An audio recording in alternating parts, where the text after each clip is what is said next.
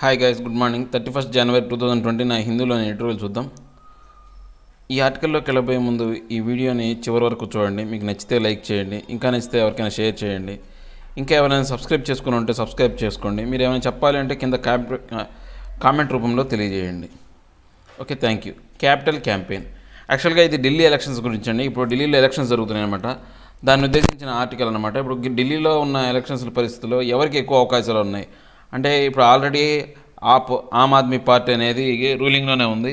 ఆ రూలింగ్ పార్టీకి అవకాశాలు ఉన్నాయా, లేకపోతే బీజేపీకి అవకాశాలు ఉన్నాయా, లేదా కాంగ్రెస్ ఏమైనా చేయగలగా అని చెప్పే ఆర్టికల్ అండి. Delhi will test the AAP's governance politics against the BJP strategy of polarisation. అంటే ఢిల్లీ పరిస్థితి ఎలా ఉంది అంటే, యాప్ గవర్నమెంట్స్ పాలిటిక్స్ ఎలా ఉన్నాయి అంటే, బీజేపీకి ఏదైతే ఉందో ఆ విడదీసే విధానానికి వ్యతిరేకంగా ఉందా, దాని మీద ఆధారపడి ఉందన్నట్టు. అంటే బీజేపీ గవర్నమెంట్కి వీళ్ళు ఫేవర్గా ఉన్నారా, ఎగ్నెస్ట్గా ఉన్నారా ఆప్ అనేవాళ్ళు. అంటే ఇప్పుడు బీజేపీకి ఏం చేస్తుంది, రెండు విధాల ధోరణిలో ఉంది. అంటే విడగొట్టే ధోరణి డిసిసివ్గా ఉందన్నమాట. దాన్ని ఎగ్నెస్ట్గా ఉందా లేదనే అంశం మీద ఈ యొక్క రిజల్ట్స్ ఆధారపడి ఉంటాయి అని చెప్తున్నారు. ఈ టెస్ట్ అనేది ఆధారపడి ఉంటుందని. ఓకే, దీంట్లోకి వెళ్ళబోయే ముందు దీంట్లో ఉన్న డిఫికల్టీ వర్డ్స్ చూద్దామండి. ఈ డిఫికల్టీ వర్డ్స్ని ఖచ్చితంగా పీడిఎఫ్ రూపంలో డిస్క్రిప్షన్లో లింక్ ఇస్తానండి. ఆ లింక్ 1, లింక్ 2 అని 2 లింక్స్ ఇస్తాను. ఆ లింక్లో మీరు ఏదో ఒక లింక్ ఓపెన్ చేస్తే కనుక ఈ యొక్క డిఫికల్టీ వర్డ్స్ డౌన్లోడ్ అవుతాయి. ఇది చదవబోయే వీడియోకి వెళ్ళబోయే ముందు కానీ, లేకపోతే మీరు పేపర్ చదవబోయే ముందు ఈ డిఫికల్టీ వర్డ్స్ కింద మీరు ఒకసారి చదివారనుకోండి, మీకు ఈజీగా ఉంటుంది ఆ పేపర్ చదవడానికి కానీ, లేకపోతే ఈ వీడియో చూడడానికి వేసేటప్పుడు కానీ. పోలరైజేషన్, డివిజన్ ఇంటూ 2, రెండుగా విడగొట్టుట. సూజినిరస్, యూనిక్, డిస్టింక్టివ్, విలక్షణమైన. రూయిన్, డికే, క్షీణించడము. సినానిమస్, సజెస్టివ్ ఆఫ్ సంథింగ్, పర్యాయ పదము. ఎవేడ్, ఇల్యూడ్, అవాయిడ్, తప్పించుకొను. కన్ఫ్రాంట్, ఛాలెంజ్, అపోజు, ఎదిరించు. Outsmart, over smart, be clever than, నేర్పరితనము. ఎండ్యూరెన్స్, టాలరేషన్, బేరింగ్, సహనము. ప్యాన్స్టికింగ్లీ, వర్క్ హార్డ్, శ్రమించి. ఫేసేడ్, ఫ్రాంట్, ఫేస్, ముఖభాగము. డిస్కోర్డెంట్, డిస్అగ్రీయింగ్, డిఫైయింగ్, భిన్నమైన. క్యామఫ్లోజ్, కన్సీల్మెంట్, డిస్కస్, ముసుగు. బ్లిస్టరింగ్, ఎక్స్ట్రీమ్, ఇంటెన్స్, తీవ్రమైన. Traitor, double agent, defector, ఫిరాయింపుదారుడు. Ire, anger, rage, ఆగ్రహము. Spurt, a sudden marked burst, దూసుకొని బయటకు వచ్చు. ఇవి దీంట్లో ఉన్న డిఫికల్టీ వర్డ్స్ అండి. ఇక మనం ఆర్టికల్లోకి వెళ్తే, the context between the Aam Aadmi Party and Bharatiya Janata Party in the Delhi Assembly elections is worthy of attention for several reasons beyond the fact that it is happening in the national capital. అంటే ఇప్పుడు మనకి ఈ Aam Aadmi party ఇప్పుడు రాబోయే elections, ఢిల్లీలో జరగబోయే elections, ఈ ఆమ్ ఆద్మీ పార్టీకి భారతీయ జనతా పార్టీ ఢిల్లీ ఎలక్షన్స్ అనేవి చాలా ఇంపార్టెంట్ అన్నమాట. అంటే దీని వెనకాల చాలా రీజన్స్ ఉన్నాయన్నమాట. ఇప్పుడు ఉన్న పరిస్థితుల్లో, ఈ ఢిల్లీ క్యాపిటల్కి ఉన్న పరిస్థితుల్లో ఈ ఎలక్షన్కి రకరకాల కారణాలు ఉన్నాయి. ఎందుకని భారతీయ జనతా పార్టీ ప్రవేశపెట్టిన కొన్ని బిల్లులు అయితేనేమి కానీ, ఇప్పుడు ఆర్టికల్ 370 అబాలిషన్ కావచ్చు, లేకపోతే సిఏఏ, ముఖ్యంగా ఎన్ఆర్సీ, వీటికి సంబంధించింది. అంటే వాటి యొక్క టెస్ట్ని తెలియజేసే విధంగా, లేకపోతే ఆమ్ ఆద్మీ పార్టీ యొక్క వాళ్ళ యొక్క పరిపాలన విధానం బాగుందా లేదా చెప్పే ఇది ఫైనల్ డెసిషన్ అన్నమాట. AAP leaders and chief minister Arvind Kejriwal has been successful in constructing a sui generis politics geographically confined through it is. అంటే ఇప్పుడు ఆమ్ ఆద్మీ పార్టీకి సంబంధించిన అరవింద్ కేజ్రీవాల్ ఏంటంటే, ఒక విలక్షణమైన ఒక పరిపాలన విధాన్ని పాలిటిక్స్ని రాజకీయాలు చేశాడనమాట. అది ఆ ప్రాదేశిక ప్రాంతం వరకే కన్ఫ్లిక్ట్ అయ్యిందనమాట. అంటే ఆ ప్రాదేశిక ప్రాంతం వరకే వర్తించిందనమాట. Mister Kejriwal has narrowed down politics to governance questions developed through his long involvement in the right to information and anti-corruption movement. అంటే ఇప్పుడు అరవింద్ కేజ్రీవాల్ ఏం చేస్తున్నాడు, ఆ యొక్క పాలిటిక్స్ అనే నేరో పాలిటిక్స్ అంటే సంకుచితంగా పాలిటిక్స్ చేస్తున్నాడు అన్నమాట. ఎందుకు చేశాడు అంటే, ఈ గవర్నమెంట్ క్వశ్చన్స్ అనేది ఆయన ఒకప్పుడు ఈ ఎలక్షన్ ముందు, అంటే ఈ ముఖ్యమంత్రి కాకముందు ఏంటంటే, ఆయన ఒక అన్నా హజారే యొక్క ఉద్యమంలో ఇన్వాల్వ్ అయ్యాడు అనమాట. రైట్ టు ఇన్ఫర్మేషన్ యాక్ట్ సంబంధించి యాంటీ కరప్షన్ గురించిన మూమెంట్లో ఈయన బాగా ఇన్వాల్వ్ అయ్యాడు. వాటి యొక్క ఇన్స్పిరేషన్తోనే ఆయన యొక్క పరిపాలన సాగిందనమాట. Fired up by an infinite capacity to fight the founder leader has been a match for the BJP amid the vast ruin of opposition politics in India. అంటే ఇప్పుడు వీటిని అంటే వాటిని సాధించడం కోసం, ఆయన యొక్క ఈ కెపాసిటీని పెంచుకోవడం కోసం ఆయన ఒక్కోసారి బీజేపీతో గొడవ పడ్డాడు, ఒక్కోసారి దాంతో కలిపి అంటే పనిచేయాల్సి వచ్చింది. దీనివల్ల ఏమైంది అంటే, ఏదైతే ఉందో అది ఎరోడ్ అయిపోయిందనమాట. అపోజిషన్ పాలిటిక్స్ ఏవైతే ఉన్నాయో అవి కొంతవరకు తగ్గిపోయినాయి. అంటే ఒకళ్ళనొకళ్ళు వ్యతిరేకించుకునే విధానం అనేది తగ్గిపోయింది. The impressive improvement in the delivery of basic public services such has health and education by his government appear to have reinforced his popularity. కానీ ఆయన యొక్క ప్రభావం అంటే అలా కలిసి పనిచేయడం వల్ల ఏమైందంటే ఆయన కొంచెం ప్రభావం తగ్గినప్పటికీ కూడా కానీ ఆయన యొక్క బేసిక్ సర్వీస్ అయినటువంటి హెల్త్ ఎడ్యుకేషన్ మీద ఆయన తీసుకున్న చర్యలు అయితేనేమి దానివల్ల ఏమైందంటే ఆయన యొక్క తిరిగి ఆయన యొక్క ఖ్యాతి నిలబెట్టినాయి అనమాట.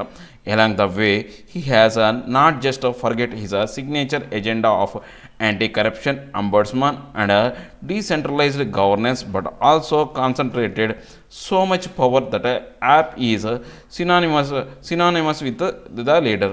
అంటే ఇప్పుడు మనం కనుక చూసుకుంటే ఈ సిగ్నేచర్ అంటే ఆయన యొక్క సిగ్నేచర్ ఎజెండాస్ ఏంటంటే యాంటీ కరప్షన్, ఏదైతే అవినీతికి వ్యతిరేకంగా. అంబడ్స్మాన్ అంటే ఏంటంటే ఇది ఒక స్విట్జర్లాండ్లో ఉన్న ఒక విధానం అనమాట.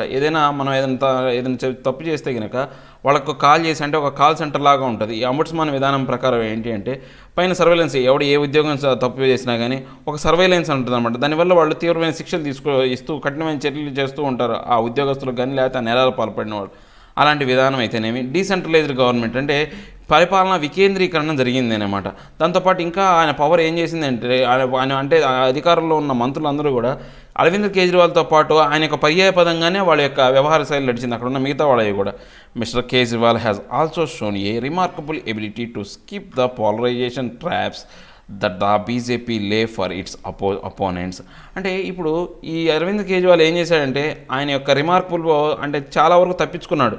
ఏంటి ఈ బీజేపీ వాళ్ళు పన్నిన వలంలో నుంచి కుట్రలో నుంచి ఆ యొక్క అపోనెంట్ పార్టీ బీజేపీలో నుంచి చాలాసార్లు ఆయన చాలా తెలివిగా తప్పుకున్నాడు అనమాట. He evades rather than conference the raging debates of our time such as citizenship and often outsmarts the BJP in its own game of majority, like when he cheered as Jammu and Kashmir was stripped of its special status. అంటే ఇప్పుడు మనం ఏమైనా చూసుకుంటే ఇప్పుడు ఈయన చాలా వరకు ఏంటంటే వాళ్ళ దగ్గర నుంచి తప్పించుకున్నాడు, ఎవేట్స్ అనమాట. అంటే వాళ్ళ నుంచి పక్కకు తప్పుకున్నాడు. అంటే వాళ్ళని ఎదుర్కోకుండా అంటే బీజేపీ గవర్నమెంట్ చేస్తున్న పనిని ఎదుర్కోకుండా నేను ఏం చేశాడంటే చాలా వరకు తప్పించుకుంటూ వస్తున్నాడు అనమాట. ఇప్పుడు మన భారతదేశంలో నడుస్తున్న కొన్ని డిబేట్స్ ఏవైతే ఉన్నాయో సిటిజన్షిప్ సంబంధించి తర్వాత వాటి గురించి ఎటువంటి నిర్ణయం చెప్పకుండా తప్పించుకుంటూ తిరుగుతూ ఉన్నాడనమాట. దాంతోపాటు ఆయన ఏంటంటే మెజారిటీ ఇన్ గేమ్లో అంటే వాళ్ళ మెజారిటీ ఎక్కువ బీజేపీ మెజారిటీ ఉన్న గేమ్లో ఆయన ఒక చాలా జాగ్రత్తగా పావులు కలిపాడు. దాంతోపాటు కొన్ని విషయాల్లో బీజేపీకి ఫేవర్గా ఉన్నాడు. ఇప్పుడు జమ్మూ కాశ్మీర్ యొక్క ఆ స్పెషల్ స్టేటస్ని తీసేసినప్పుడు ఆయన వాళ్ళతో పాటు కలిసి ఉత్సవాల్లాగా చేయడం అంటే ఉత్సవాల్లాగా జరిపాడు అనమాట. ఆయన వాళ్ళకి సపోర్ట్గా ఉన్నాడు. సో ఇలా చేశాడు. But all his skill were not enough for a win in the Lok Sabha elections last year which saw his party biting the dust for the second time. అంటే ఇంత చేసినప్పటికీ అంటే ఇంత టాక్టిక్గా ఇంత తెలివిగా ఆయన వ్యవహరించినప్పటికీ కూడా ఆయన మొన్న ఏవైతే 2019 లోక్సభ ఎలక్షన్స్లో గెలవలేకపోయాడు, బీజేపీనే గెలవగలిగింది. కానీ ఇప్పుడు అలాంటి సిచ్యువేషన్ అలాంటి దుమ్ముతో కూడిన ఒక సిచ్యువేషన్ అనేది సెకండ్ టైం అనేది రిపీట్ అయిందనమాట. The endurance of his politics is not on test. అంటే ఇప్పుడు ఆయన యొక్క పరిపాలనా విధానం ఏదైతే ఉందో ఆ పరిపాలనా విధానాన్ని అది అంటే ఆ పరిపాలనా విధానం ద్వారా వచ్చిన సహనం ఏదైతే ఉందో అది ఇప్పుడు టెస్ట్లోకి ఉందన్నమాట. ఎండ్యూరెన్స్ అంటే టెస్ట్ అనమాట. అంటే ఆ రాజకీయాల్లో ఆయనకున్న ఎండ్యూరెన్స్ అంటే సహనం. ఆ సహనం అనేది ఇప్పుడు ఈ పాలిటిక్స్లో దానికి ఒక టెస్ట్, ఆయన యొక్క సహనానికి ఒక పరీక్షలాగా ఉందన్నమాట ఈ యొక్క ఎలక్షన్స్ అనేవి. If mister Kejriwal has painstakingly kept the focus on local governance issues, the BJP's attempt yet again is to raise a facade of emotive, discordant slogans to camouflage an economy that is flocking out. అంటే ఇప్పుడు పూర్తిగా ఈయన అరవింద్ కేజ్రీవాల్ చాలా వరకు ఆయన యొక్క government మీద కష్టపడుతున్నాడు. శ్రమ అంటే ప్రైన్ స్టాకింగ్ అంటే అతని యొక్క పూర్తి ఎఫోర్ట్ అనేది ఏంటంటే ఆ లోకల్ గవర్నమెంట్ ఇష్యూస్ మీద పెట్టాడు అనుకోండి. అప్పుడు బీజేపీ గవర్నమెంట్ మళ్ళీ ఏం చేస్తుందంటే ఇంకో కొత్త విధానాన్ని ప్రవేశపెడుతున్నాడు. అంటే ముఖభాగం ఏంటంటే ఎమోటివ్గా అంటే ఒక బాధాకరంగానో లేకపోతే ఎమోషనల్గా పెట్టి ఏం చెప్తుందంటే ఇక్కడ ఎకానమీ పూర్తిగా దెబ్బతింటున్నది, ఎకానమీ అనేది బాగా బ్యాక్రప్ట్లో ఉంది అనే విషయాన్ని హైలైట్ చేస్తూ ఉంటారనమాట బీజేపీ వాళ్ళు. While mister Kejriwal walks a tightrope on the ongoing protest in Delhi against the CAA, the BJP has launched a blistering attack on them. అంటే ఇప్పుడు ఢిల్లీలో అరవింద్ కేజ్రీవాల్ యొక్క ఉన్న పరిస్థితి చాలా కష్టంగా ఉందన్నమాట. అతని యొక్క మంచి ఒక బలమైన అంశాల మీద నడుస్తూ ఉన్నాడు. ఇప్పుడు సిఏఏకి వ్యతిరేకంగా జరుగుతున్న తిరుగుబాటు అయితేనే ఉంది, అవన్నీ కూడా చాలా ఇబ్బందికరమైన పరిస్థితులు అక్కడ నడుస్తున్నాయి. కానీ బీజేపీ ఏం చేస్తుందంటే ఈ అవకాశాన్ని ఉపయోగించుకొని ఈ అవకాశం వీటన్నిటికీ కారణం ఆమ్ ఆద్మీ పార్టీ అని వాళ్ళపైన తీవ్రమైన అంటే బ్లాస్టింగ్ అటాక్ అంటే తీవ్రమైన దాడి చేసే అవకాశం ఉందన్నమాట. Union minister Anurag Thakur has lead the party workers in calling for the shooting of traitors while a BJP member of the parliament has equated the protesters with the rapists and looters. అంటే ఇప్పుడు ఇక్కడ ఈ యొక్క యూనియన్ మినిస్టర్ అయినటువంటి అనురాగ్ ఠాకూర్ అనే అతను ఇప్పుడు ఎవరైతే ఈ పార్టీ వర్కర్స్ ఎవరైతే ఉన్నారో ఈ ఆమ్ ఆద్మీ పార్టీ వర్కర్స్ అందరినీ కూడా ఏమన్నారంటే వాళ్ళని ట్రైటర్స్ అన్నమాట. అంటే ఫిరాయింపుదారులు, ఒక పార్టీ నుంచి ఒక దానిలోకి మారే వాళ్ళే అక్కడ ఎక్కువ శాతం మంది ఉన్నారని చెప్పారు. దాంతోపాటు ఇప్పుడు ఎవరైతే దీనికి బీజేపీ మెంబర్స్ పార్లమెంట్ మెంబర్స్ ఎవరైతే ఉన్నారో ఆ యొక్క సిఏఏ చట్టానికి వీటికి ఎగనెస్ట్గా పోటీ చేసే అంటే ఎగనెస్ట్గా ప్రొటెస్ట్ చేసే వాళ్ళు ఎవరైతే ఉన్నారో తిరుగుబాటుదారులు ఏమన్నారంటే రేపిస్టులు గాను లూటర్స్ గాను అంటే దారి దోపిడీగాళ్ళను చిత్రీకరించారని కొన్ని స్టేట్మెంట్లు ఇచ్చారన్నమాట. Such statements are not merely condemned but appears to enjoy positive encouragement from the top brass, as Home Minister Amit Shah himself has made protesters the target of his ire.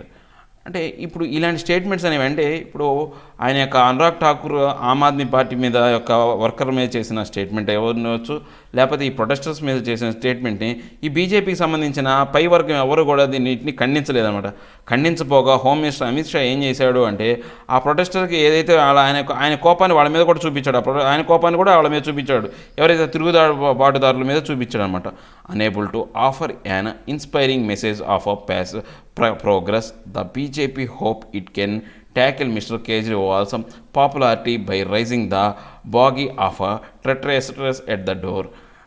ఇప్పుడు BJP government ఏం చేస్తుంది అంటే ఒక మంచి inspiring speech ఇచ్చి వాళ్ళ యొక్క అభివృద్ధి కోసం పాటుపడకుండా వాళ్ళు ఏం చేస్తున్నారంటే అరవింద్ కేజ్రీవాల్ యొక్క అతని యొక్క ఖ్యాతి మీద దెబ్బ కొట్టే విధంగా అంటే వాళ్ళందరూ కూడా అంటే ఆ ఫిరాయింపుదారులు, ఆయన పార్టీలో ఉన్న ఫిరాయింపుదారులు మా దగ్గరకు వచ్చుతున్నారు, మేము వాళ్ళని మా పార్టీలో చేర్చుకుంటాము, వాళ్ళు రేపు మా గవర్నమెంట్ వస్తుందని ఆయన మీద ఒక బురదల్లే విధంగా లేకపోతే ఆయన మీద నైతిక దాడి చేసే విధంగా ఇప్పుడు ఒక బీజేపీ యొక్క అంటే విధానం అనేది ఉందన్నమాట.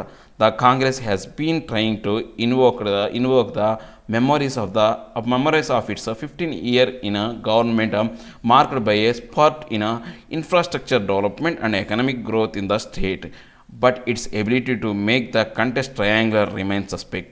అంటే ఇప్పుడు కాంగ్రెస్ ఏం చెప్పుకుంటూ వస్తుందంటే 15 సంవత్సరాల కాలంలో వాళ్ళ యొక్క గవర్నమెంట్ సాధించిన పురోగతి కానీ అప్పుడు వాళ్ళు చేసిన విధానం ఆ పరిపాలన విధానాన్ని గురించి గొప్పగా చెప్పుకుంటూ తర్వాత ఎకనామిక్ గ్రోత్ గురించి చెప్పుకుంటూ వస్తుంది. కానీ ఇప్పుడు వాళ్ళకి ఆ కాంగ్రెస్ వాళ్ళకి ట్రయాంగిల్ అంటే 3 పార్టీల యొక్క ఏదైతే ఈ ఓటింగ్ అనేది దాంట్లో నిలబడలేదా అనేది ఇప్పటికీ అనుమానంగానే ఉందన్నమాట. అంత ఎబిలిటీ కాంగ్రెస్కి లేదు. There is a trend of voters making a distinction between parliamentary and state elections. అంటే ఇప్పుడు మనకు అందరికీ భారతదేశం మొత్తం నడుస్తున్న ఒక విధానం ట్రెండ్ ఎలా ఉంది అంటే ఈ ఓటర్లు ప్రతి ఒక్కళ్ళు కూడా పార్లమెంటరీ ఎలక్షన్లకి ఒక విధంగాను స్టేట్ ఎలక్షన్లకి ఒక విధంగాను వీళ్ళు ఓటింగ్ చేస్తూ ఉంటారనమాట, వాళ్ళ యొక్క ఓట్లు వేస్తూ ఉంటారనమాట. If Delhi makes that distinction at again political parties will also have to right that in to their respective electoral strategies.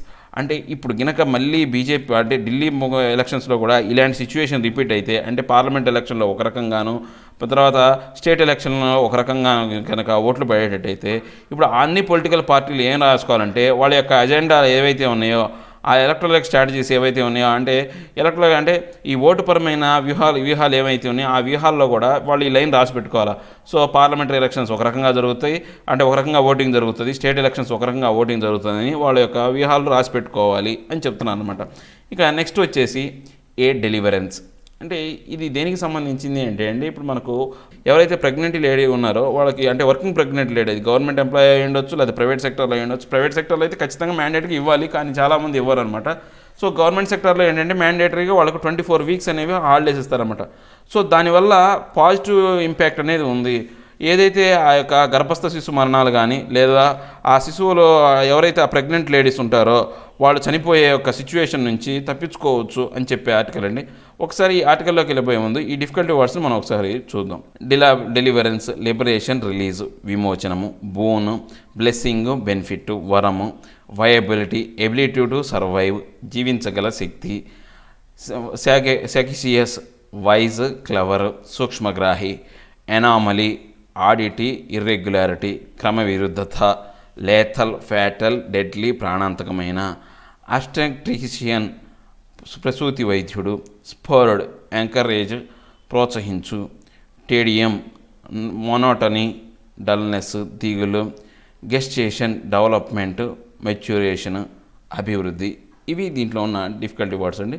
ఇప్పుడు మనం ఆర్టికల్లోకి వెళ్తే, extending the period of medical termination of pregnancy to 24 weeks is A boon for many.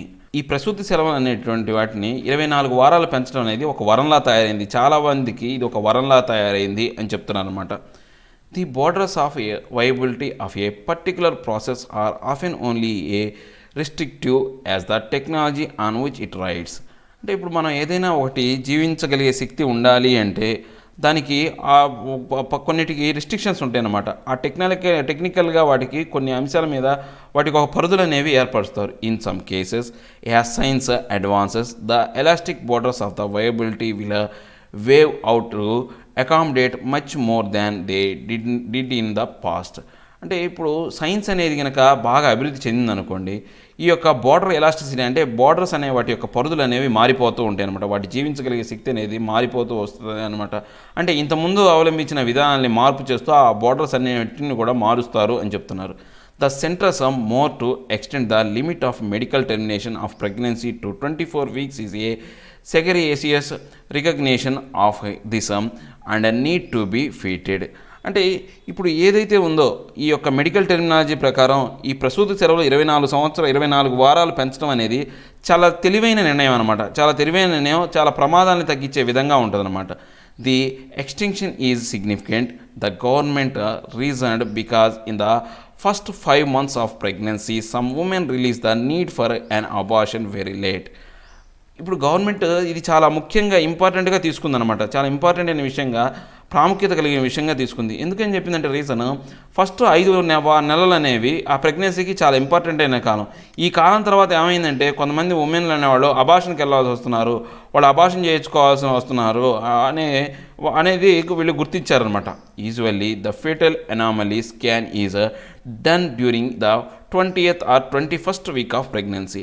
అంటే ఆ యొక్క గర్భస్థ శిశువు యొక్క ఆ పిండాన్ని గురించిన ఒక స్కానింగ్ రిపోర్ట్ అనేది ఎప్పుడు జరుగుతుంది అంటే, ఆ స్కాన్ ఎప్పుడు తీస్తారు అంటే మ్యాక్సిమం 20 కానీ 21st weekలో కానీ జరుగుతుంది అనమాట. ఈ దానికి సంబంధించిన దానికి గురించిన స్కానింగ్ అనేది అదేనేది అది క్రమవిరుద్ధంగా ఉందనుకోండి, అంటే అది ఉండాల్సిన దాని పద్ధతిలో కాకుండా వేరేగా ఎనామలీగా ఉందనుకోండి, అంటే క్రమవిరుద్ధంగా ఉందనుకోండి, అప్పుడు అది వాళ్ళు అబార్షన్ పోవాల్సిన పరిస్థితి వస్తుంది అనమాట. If there is a delay in during the scan and it reveals a lethal anomaly in the fetus 20 weeks in limiting. ఒకవేళ ఈ యొక్క స్కాన్ చేసుకోవడం డిలే అయింది, ఇప్పుడు 20-21 weeksలో కనుక వాళ్ళు చేసుకోలేకపోయారు, ఆ తర్వాత చేసుకున్నారు, అది ఏమవుతుంది అంటే ప్రాణాంతకం అయిపోతుంది అనమాట. ఈ ఎనామలీ క్రమవిరుద్ధకరణం అనేది లీథల్ ఎనామలీ అవుతుంది, అంటే ప్రాణాంతకమైన క్రమవిరుద్ధంగా తయారవుతుంది ఆ గర్భస్థ శిశువు అనేది. అప్పుడు ఆ 20 weeks లోపలే దాన్ని ఏదైనా అబార్షన్ చేసుకోవడం చేయాలి. ఆ టైం దాటిందనుకోండి, ఆ తల్లికి ప్రాణానికి ప్రమాదం వస్తుంది అనమాట. Obstetricians argue that this has also spurred a cottage industry of places providing unsafe abortion services, even leading in the vast of cases to the death of the mother. అంటే ఇప్పుడు వీళ్ళు ఎవరైతే ప్రసూతి వైద్యులు ఎవరైతే ఉన్నారో ఇలాంటి పరిణామాలు అనేవి దేన్ని ప్రోత్సహిస్తున్నాయి అంటే ఒక అన్సేఫ్ అయినటువంటి అబార్షన్ విధానాన్ని ప్రోత్సహిస్తున్నాయి. దానివల్ల ఎక్కువ శాతం ఏంటంటే తల్లి ప్రాణానికి కూడా హాని కలిగే ప్రమాదం ఉంది. అంటే అబార్షన్ చేయడం వల్ల పిల్ల చనిపోవటమే కాకుండా ఆ తల్లి కూడా చనిపోయే అవకాశం ఉంది అని చెప్తున్నారు. When a woman take the lethal route to get a formal permission for a termination after 20 weeks, the tedium is often frustrating and stressful for a mother already distressed by the bad news regarding her baby. అంటే ఇప్పుడు ఏదైనా ప్రమాదకరమైన సిచ్యువేషన్లో వచ్చినప్పుడు వాళ్ళు ఆ 20 వారాల యొక్క సెలవులు తీసుకోవటం అనేది వాళ్ళు ఇంకా వాళ్ళ యొక్క బాధను పెంచే విధంగా ఉంటుంది. ఎందుకని ఆల్రెడీ వాళ్ళు ఇప్పుడు వాళ్ళ లీవ్ తీసుకోవాలంటే కష్టపడాలి. ఆల్రెడీ వాళ్ళ ఒక బాధలో ఉన్నారు. ఏంటంటే వాళ్ళ బ్యాడ్ న్యూస్, వాళ్ళ బేబీకి అనేది ప్రమాదం ఉందని లేకపోతే అబార్షన్ అయిందని ఒక బ్యాడ్ న్యూస్లో ఉండి మళ్ళీ ఇలాంటి పనులు చేయడం అనేది వాళ్ళకి ఇంకా ఫ్రస్ట్రేటింగ్గాను స్ట్రెస్ఫుల్ ఇంకా వాళ్ళ ఒత్తిడి పెంచే విధంగా ఉంటుందన్నమాట. The extension of a limit would is the process for those women, allowing the mainstream system itself to take care of them, delivering quality medical attention.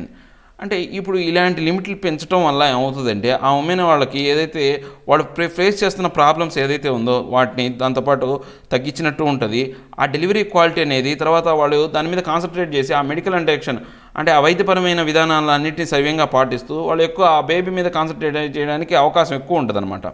The question of abortion needs to be decided on the basis of human rights, the principle of solid science, and in step with advancement in technology. అంటే ఇప్పుడు ఏదైనా ఒక question అనేది abortion చేయించుకోవాలనేది question అనేది ఎప్పుడు కూడా అది ఒక హ్యూమన్ రైట్ అనమాట. మన యొక్క మనిషి యొక్క హక్కు అనేది అబార్షన్ చేయించుకోవాలా ఉంచుకోవాలా అనేది. The principles of solid science అనేది అవన్నీ కూడా ఈ టెక్నాలజీ అన్నిది కూడా దాని మీద ఆధారపడి ఉంటుంది. ఏ టెక్నాలజీ అంటే ఈ అబార్షన్ చేసుకునే విధానంలో ఆ యొక్క పుట్టబోయే బిడ్డకి ఏదైనా ప్రాబ్లమ్స్ ఉంటే కనుక అబార్షన్ చేయించుకోవచ్చు అనే ఈ టెక్నాలజీ మీద ఆధారపడే ఇలాంటి సిచ్యువేషన్ నడుస్తుంది అనమాట. A key aspect of the legality governing abortions has always been the viability of the fetus. అంటే ఈ అబార్షన్ చేసుకునేది అంటే ఈ యొక్క కీ ఆస్పెక్ట్ దీని యొక్క ముఖ్యమైన అంశం ఎప్పుడు కూడా గవర్నమెంట్ అనేది గవర్నింగ్ అబార్షన్ అనేది ఎప్పుడు కూడా దేని మీద ఆధారపడి ఉంటుందంటే ఆ యొక్క ఫీటస్ అంటే ఆ గర్భస్థ శిశువు యొక్క ఆ జీవనకాలం అనేది కరెక్ట్గా ఉందా, వాడు జీవించగలిగే శక్తి ఉందా లేదా అనేది ఆధారపడి ఉంటుంది. ఆ ఫీటస్ కనుక జీవించగలిగే శక్తి లేదు, లేకపోతే రాబోయే కాలంలో అతనికి ప్రమాదం ఉంది, ఆ గర్భస్థ శిశువుకు ప్రమాదం ఉంటే అబార్షన్ చేసుకునే అవకాశాలు అనేవి ఉంటాయి అన్నమాట టెక్నికల్గా. This indicates in human gestation the period from which A foetus is capable of living out side the home.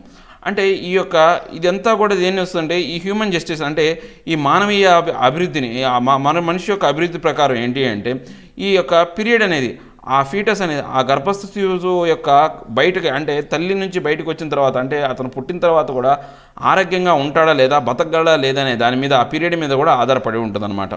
As technology improves with structure upgradation and with skilful professional driving medical care this viability naturally improves. అంటే ఇప్పుడు ఉన్న technology పెరగటం వల్ల అయితేనేమి లేకపోతే ఆ medical care అనేది పెరగటం వల్ల అయితేనేమి ఈ న్యాచురల్గా అన్ని సిచ్యువేషన్స్ ఇంప్రూవ్ అయినాయి. దాని యొక్క జీవించగలిగే శక్తికి సంబంధించిన ఈ టెక్నాలజీ అంతా పెరగడం వల్ల ఏముండదంటే దీని మీద అంచనా వేయడానికి ఒక అవకాశం అనేది ఏర్పడింది అనమాట.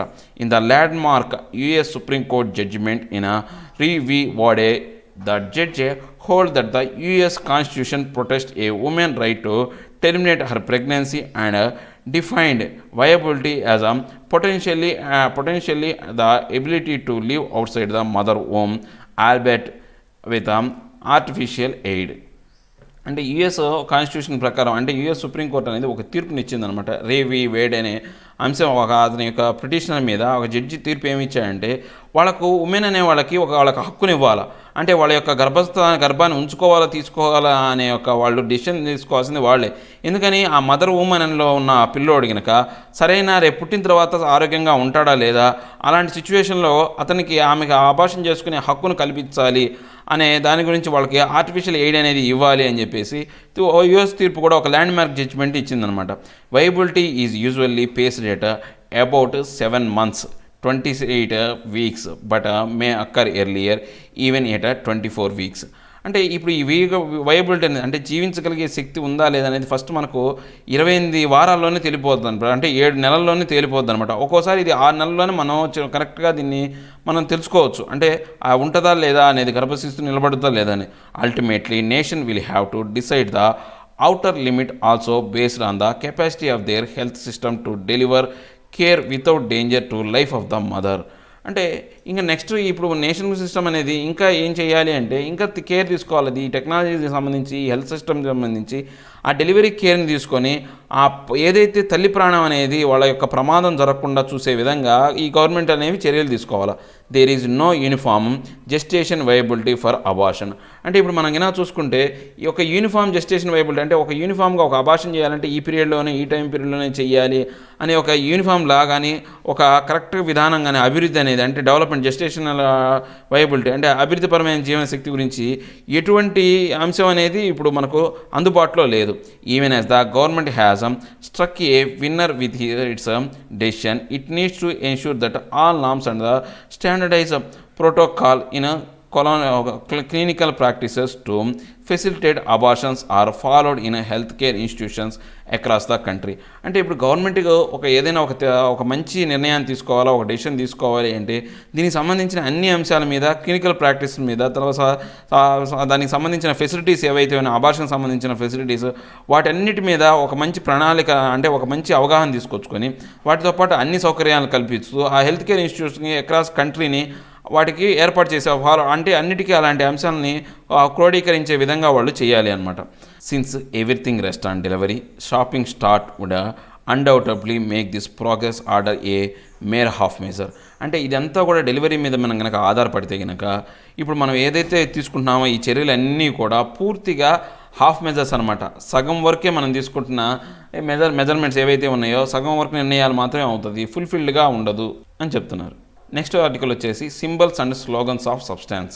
అంటే ఇప్పుడు ఈ ఆర్టికల్ అనేది దేనికి సంబంధించిందంటే మన జనవరి 26న మనం 70 years అనేది కంప్లీట్ చేసుకున్నాం. అంటే మనకు రాజ్యాంగం ఏర్పడి 70 సంవత్సరాలు పూర్తయింది. ఈ 70 సంవత్సరాలు అనేది ఒక మంచి రౌండ్ ఫిగర్ అనమాట, ఒక ఆస్పీషియస్ అనమాట, ఒక మంచి గొప్పదైన ఒక సంవత్సరం అనేది.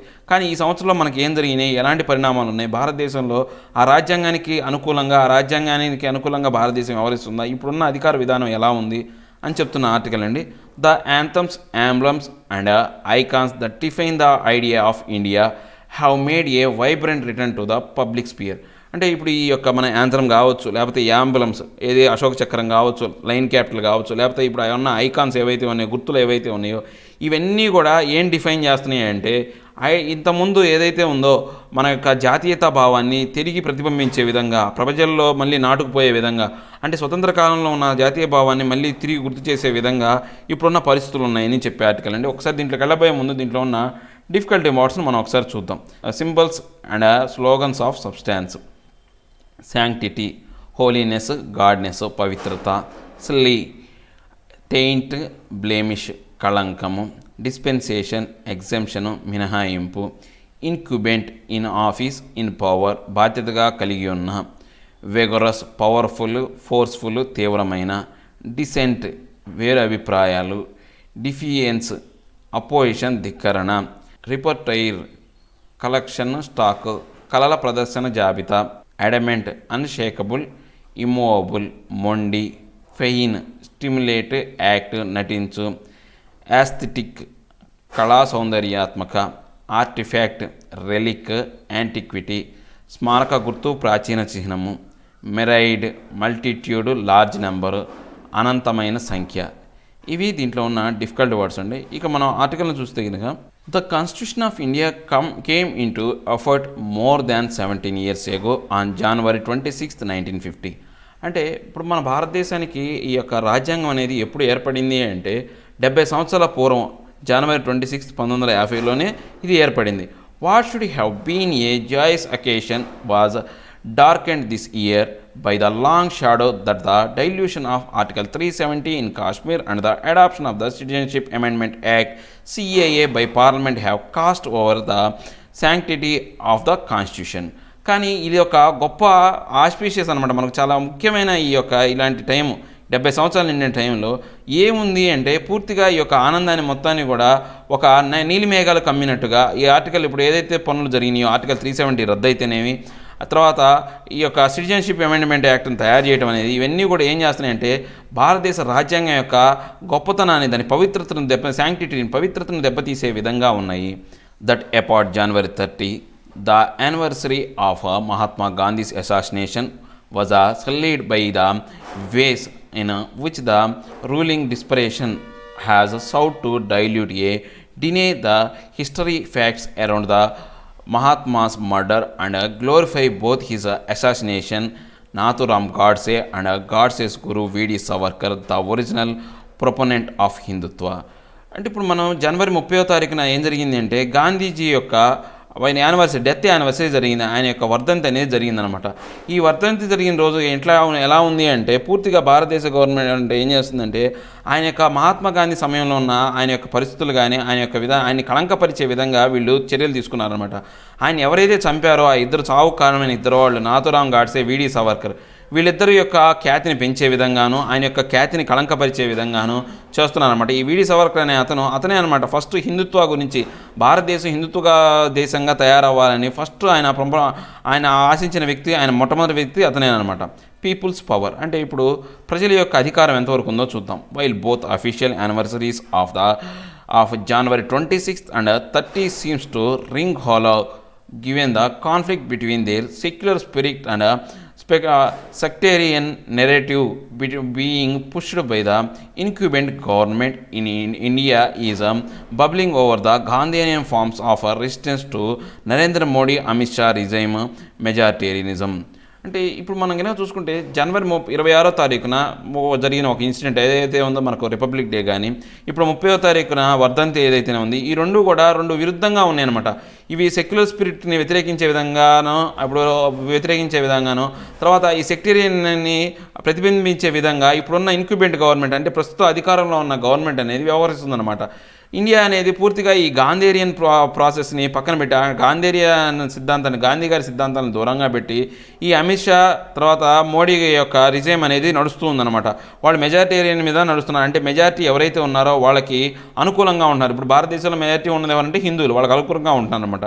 Since mid-December when the authorities attacked first the campus of the Jamia Millia Islami University in Delhi and then the Aligarh Muslim University, Indian citizens, especially students, minorities and secularists have come out on the street to protest the imposition of the new citizenship law as well as the attempt to dismantle public founded higher education as a matter of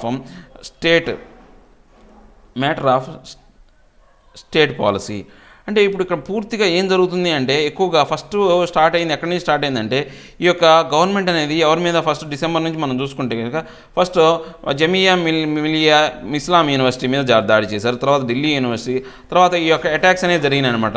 తర్వాత Jawaharlal university ఇవన్నీ జరుగుతూ వచ్చినాయి అనమాట. దీనివల్ల ఏమైందంటే అక్కడ ఉన్న ఎవరైతే మైనారిటీ ప్రజలు ఎవరైతే ఉన్నారో, ఆ స్టూడెంట్స్ ఎవరైతే ఉన్నారో వాళ్ళ మీద దాడి జరిగింది. తర్వాత ఈ యొక్క లౌకికవాదుల మీద దాడి జరిగిందనమాట. వీళ్ళందరూ కూడా ఏం చేశారంటే వీళ్ళు రోడ్ల మీదకి వచ్చారు, వీధుల్లోకి వచ్చారు. వీటికి వ్యతిరేకంగా ఈ సిటిజన్షిప్ లాకి వ్యతిరేకంగా బయటకు వచ్చి వీళ్ళు ఏం చేశారు, పబ్లిక్గా వాళ్ళు ఏం చేస్తారంటే పూర్తిగా వాళ్ళ యొక్క ఆ వ్యతిరేకతను అనేది చూపించారు. ఈ హైయర్ ఎడ్యుకేషన్ మ్యాటర్స్లో అయితేనేమి ఈ పాలసీ మేకింగ్స్లో వాళ్ళు పూర్తిగా గవర్నమెంట్కి వ్యతిరేకంగా వాళ్ళ యొక్క వ్యతిరేకతను బయటకు చెప్పారన్నమాట.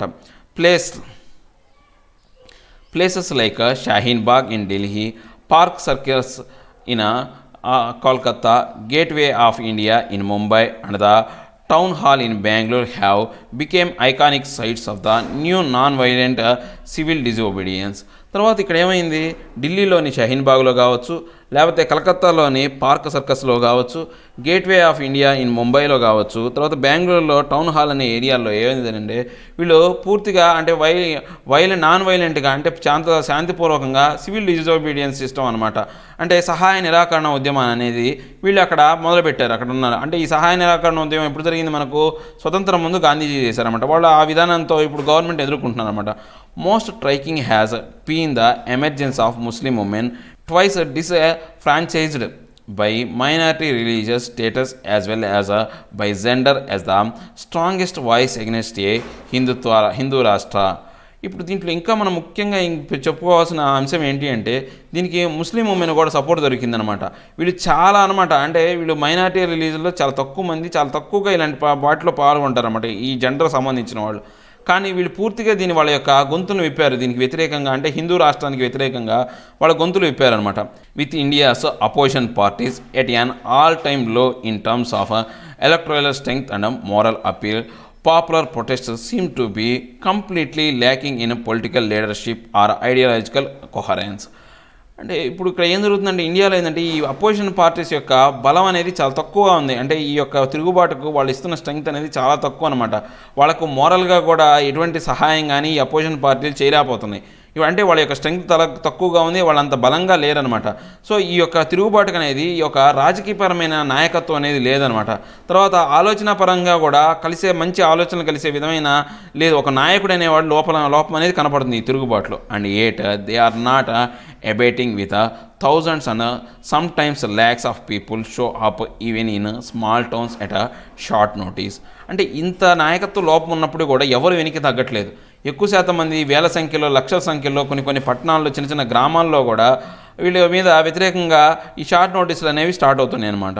Demonstration, marches, sit-ins, strikes and boycotts or occupy actions by citizens have been peaceful even the face of section 144 section restrictions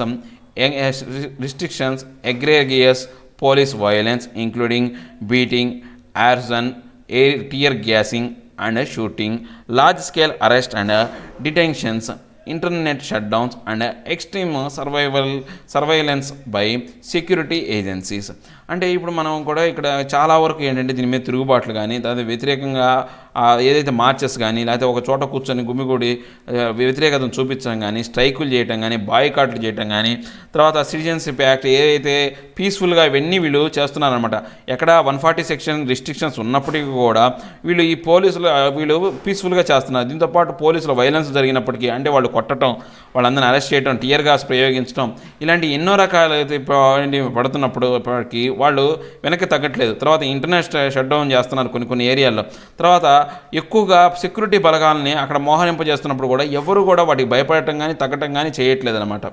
It might have been somewhat easier to come out in a large number in non-BJP ruled state like Maharashtra, Kerala, West Bengal, but there have been vigorous protests across the board in Delhi, Assam, Telangana, Karnataka and Tamil Nadu as well, despite severe curbs to the right of citizens to together march and express their dissent. అంటే ఇప్పుడు non BJP government అయినటువంటి Maharashtra, Kerala, west బెంగాల్లో ఏంటంటే దీనికి ఎక్కువ సంఖ్యలో వీళ్ళకి వ్యతిరేకత అనేది చూపిస్తున్నారనమాట.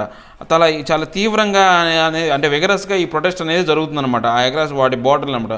ఇంకా వాటితో పాటు ఢిల్లీ, అస్సాం, తెలంగాణ, కర్ణాటక, తమిళనాడులో కూడా అందరూ కూడా ప్రజలందరూ కూడా గుమ్మిగూడి వాళ్ళందరూ ఒక చోట ఉండి వీటి గురించి వ్యతిరేకతను అనేది ఆ డిసెంట్ అంటే వ్యతిరేకతను అనేది చూపిస్తున్నారు. In Uttar Pradesh under chief minister Yogi Adityanath who tries to model himself on Mr. Modi when the latter was Chief Minister of Gujarat. Close to 30 unarmed civilians, including children, were killed in December 2019 alone. అంటే ఇప్పుడు మనం ఆ UP minister Yogi Adityanath ఏంటంటే ఆయన ఇంకా మోడీ ఏం చెప్తే ఆయనకు మోడీకి ప్రతిరూపంగా ఆయన అక్కడ చీఫ్ మినిస్టర్గా వ్యవహరిస్తున్నారు యోగి ఆదిత్యనాథ్ ఉండొచ్చు. లేకపోతే గుజరాత్ ముఖ్యమంత్రి ఎవరైతే ఉన్నారో ఆయనకి ఒక లెటర్ అందటం వల్ల ఏమైందంటే ఇలాంటి పరిణామాలు ఏమైందంటే ఒక 30 మంది అంటే నిరాయుధులైన ఒక సివిలియన్స్ అనేవాళ్ళు చనిపోయారు. దాంట్లో చిన్నపిల్లలు కూడా ఉన్నారు. మన ఈ డిసెంబర్లో చనిపోయారు అనమాట. Legislatures of some state have passed resolutions against the CAA signaling their defiance against the act which was passed by the majority vote in both the houses of parliament. అంటే కొన్ని రాష్ట్రాల యొక్క లెజిస్లేషన్లో ఏం చేస్తున్నారంటే అంటే వాళ్ళ యొక్క చట్టసభల్లో ఏం చేస్తున్నారు అంటే ఈ యొక్క సిఏఏకి వ్యతిరేకంగా కొన్ని రెజల్యూషన్లు పాస్ చేసి పంపిస్తున్నారు. యాక్చువల్గా ఈ యొక్క బిల్ అనేది 2 హౌసులో అంటే లోక్సభను రాజ్యసభలో 2 సభల్లో కూడా మంచి అధికారంతో గెలిచిన ఇలాంటి దాన్ని కూడా వీళ్ళు లోకల్ స్టేట్ గవర్నమెంట్లో ఉన్న చట్టసభలు వీటిని వ్యతిరేకిస్తున్నాయి అని చెప్తున్నారు.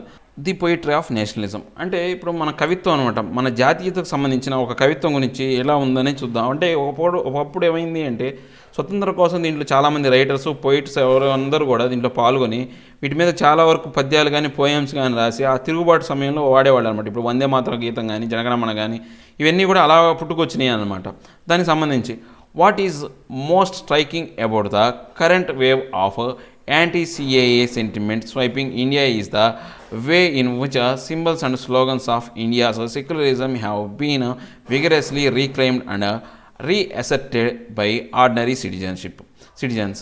అంటే ఇప్పుడు మనం కనుక చూస్తే ఈ సిటిజన్షిప్కి వ్యతిరేకంగా కానీ దాని గురించి చేసే స్లోగన్లు కానీ సింబల్స్ కానీ ఈ సెక్యులరిజం సంబంధించి అంటే తీవ్రంగా వీళ్ళు ఈ సెక్యులరిజాన్ని సపోర్ట్ చేస్తున్నట్టు అదంతా కూడా ఆర్డినరీ సిటిజన్స్లోంచే వస్తుందన్నమాట. The national anthem, the national flag, the book of the constitution, but especially it's preamble, photographs of Mahatma Gandhi and B.R. Ambedkar, songs like Sare Jahan Se Acha by Muhammad Iqbal, Hum Dekhange by Hum Dekhenge by Fayaz Ahmad Fayaz, a longer unedited version of the lyrics by Ravindranath Tagore that became the national anthem Jana Gana Mana, nationalist era chant of Azadi, freedom, Swaraj, self-rule and Inquilab revolution. This dormant repertoire has suddenly made a comeback, capture the imagination of a new generation as it funds its political feet under the shadow of Hindutva. అంటే ఇప్పుడు మనం ఇక్కడ ఎవరైతే ఈ యొక్క తిరుగుబాటులో పాల్గొంటున్నారో వాళ్ళందరూ కూడా జాతీయ జెండాను పట్టుకోవటం, తర్వాత నేషనల్ యాంథమ్ను పాడటం, అంటే నేషనల్ యాంథమ్ అంటే మనకు వందే మాత్రం దాన్ని పాడటం అయితేనేమి, తర్వాత కాన్స్టిట్యూషన్ బుక్ని పట్టుకోవటం, ముఖ్యంగా ఆ ఫోటోగ్రాఫ్ సంబంధించిన ముఖ్యంగా ఏంటంటే ప్రియాంబుల్ని వాళ్ళు పట్టుకోవటం, ఆ ప్రియాంబుల్ని వాళ్ళు చేత పట్టుకొని దాన్ని చదువుతూ ఉండటం అయితేనేమి, లేకపోతే మహాత్మా గాంధీ సంబంధించిన అంబేద్కర్ సంబంధించిన ఫోటోలు పట్టుకోవటం, తర్వాత సారే జహాసే అచ్చా అని రాసిన మహమ్మద్ ఇక్బాల్ రాసిన సారే జహాస్ అచ్చను పాడటం, హమ్ దేఖేంగే బై ఫయాజ్ అహ్మద్ ఫయాజ్ అనే అతను రాసిన దాన్ని పాడటం అయితేనేమి, తర్వాత అసలు మనకు జనగణ మనలో పూర్తి అంటే అన్ని స్టాన్స్లో కలిపి జనగణ మనను పాడటం, తర్వాత ఈ నేషనలిస్ట్ ఎరాకు సంబంధించి అంటే జాతీయతా భావాన్ని ఉద్దేశించిన ఆజాదీ, స్వరాజ్, తర్వాత ఇంక్విలాబు ఇలాంటి నినాదాలు చేయటం అనేది ఇదంతా ఎలా చూపిస్తుందంటే ఇప్పుడున్న కొత్త జనరేషన్లో స్వాతంత్ర పోరాటాన్ని ప్రతిబింబించే విధంగా దేనికి వ్యతిరేకంగా అప్పుడేమో బ్రిటిష్ వారికి వ్యతిరేకంగా చేస్తే ఇప్పుడు ఈ హిందుత్వాకి వ్యతిరేకంగా జరుగుతున్న ఒక ఉద్యమంలాగా ఒక తిరుగుబాటులాగా ఉందన్నమాట.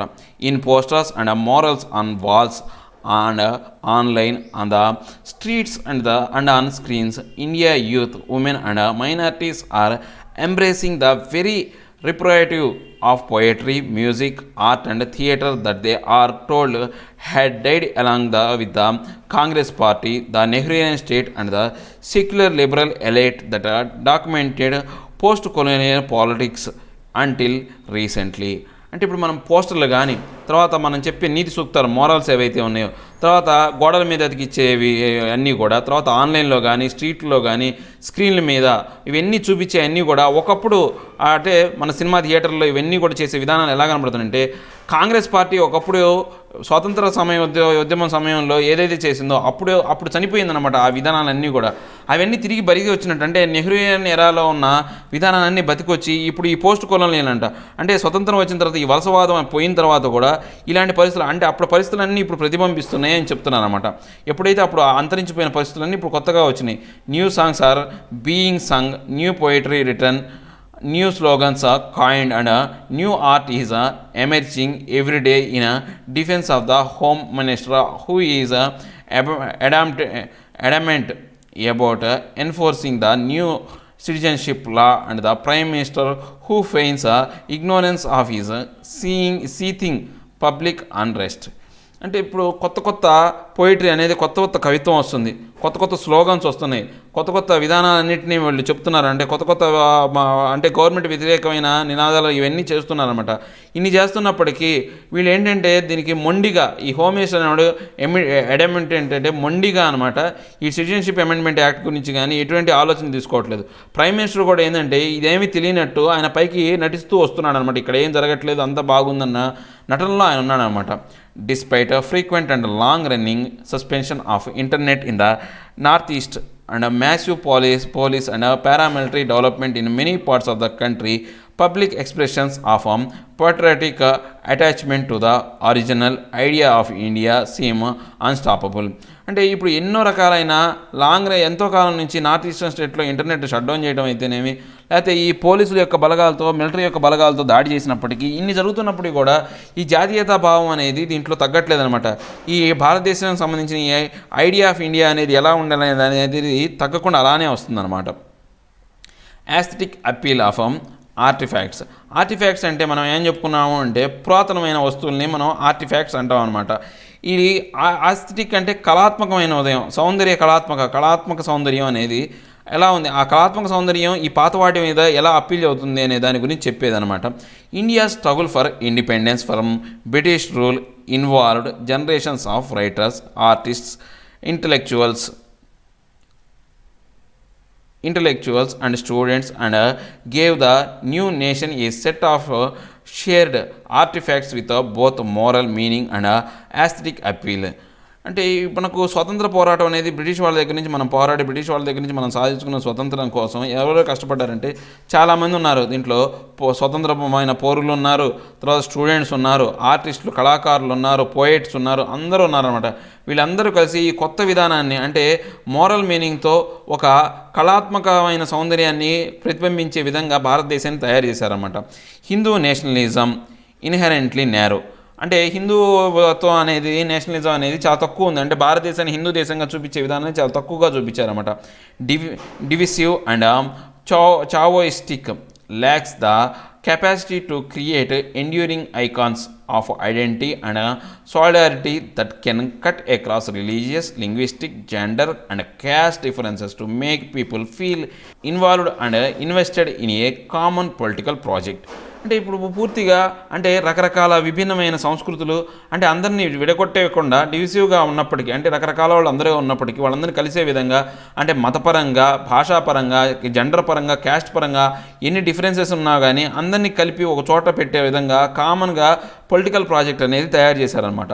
ఠాగూర్స్ poem, Nehru speech, Gandhi's khadi and chakra, the Sarnath line capital adapted as the national emblems, and the Ashokan Dharma Chakra placed at the center of the national flag. These were not random choices or empty gestures, but rather symbols of the substance that held millions of newly minted Indian citizens together in a shared dream of freedom, equality and justice.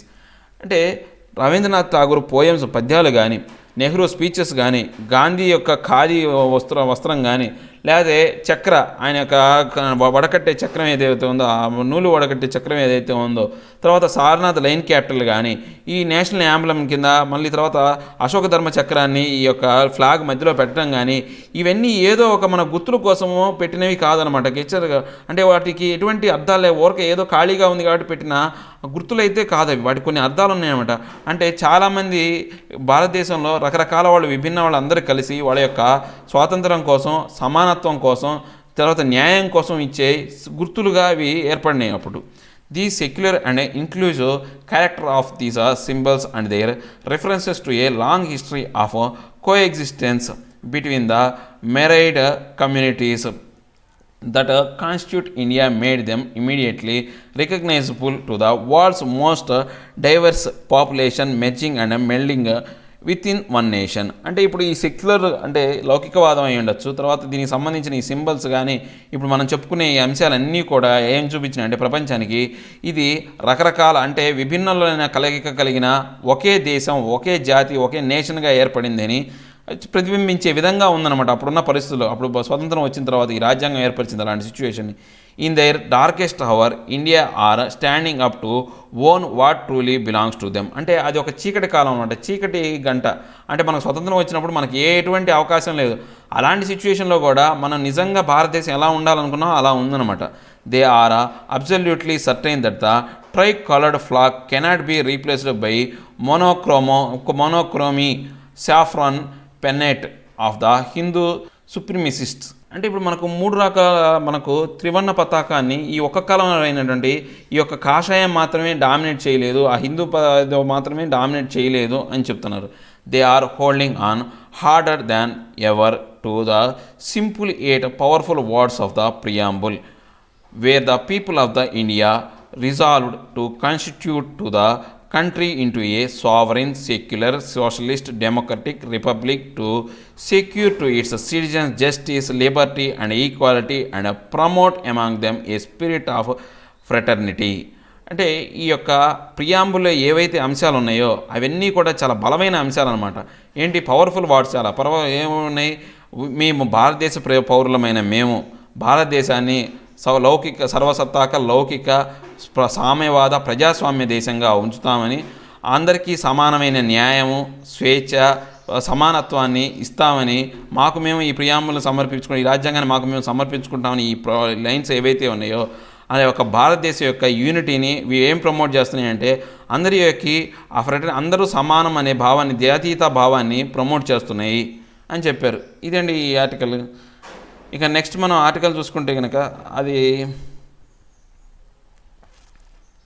Rural poor a manufactured crisis. అంటే ఇప్పుడు మనకు ఈ రూరల్లో పేదరికం అనేది అంతా కూడా మనం తయారు చేసుకున్న ఒక ఇబ్బందులు అనమాట. ఆ క్రైసిస్ అన్నీ కూడా మనం చేసుకున్నాయి అనమాట. ఎందుకని దాటి మీద సరిగా ఫోకస్ పెట్టలేదు. Instead of focus on increasing rural wages, the BJP led government is wasting resources on the NPR and NRC. అంటే ఈ ఆర్టికల్లో ఏం చెప్తున్నారు అంటే బీజేపీ గవర్నమెంట్ అనేది ఎవరైతే ఉన్నారో ఆ గ్రామీణ ప్రాంతాల్లో ఉన్న వాళ్ళ యొక్క ఆదాయాన్ని పెంచే విధంగా దాని మీద కాన్సన్ట్రేట్ చేయకుండా బీజేపీ తన సమయాన్ని మొత్తం కూడా ఈ పనికిరాని ఆ ఎన్పిఆర్ ఎన్ఆర్సీ మీద ఎక్కువ కాన్సన్ట్రేట్ చేస్తుంది అని చెప్తున్నారు అనమాట. ఇది కూడా ఈ ఎన్పిఆర్ ఎన్ఆర్సీకి వ్యతిరేకంగా, దాంతోపాటు రూరల్గా ఉన్న వేజెస్ ఎలా దెబ్బతిన్నాయి, రూరల్ పౌరుల యొక్క వాళ్ళ యొక్క ఆర్థికంగా ఎలా దెబ్బతింటున్నారని చెప్పే ఆర్టికల్ అండి. చాలా సింపుల్ వార్డింగ్లో ఉంది, మీరు ఒకసారి చదవండి, మీకు ఈజీగా అర్థమవుతుంది. ఇవండి ఈరోజు నా 4 ఆర్టికల్స్. నా ఎక్స్ప్లెనేషన్ మీకు నచ్చినట్లయితే లైక్ చేయండి, షేర్ చేయండి, సబ్స్క్రైబ్ చేయడం మాత్రం మర్చిపోకండి. Thank you very much.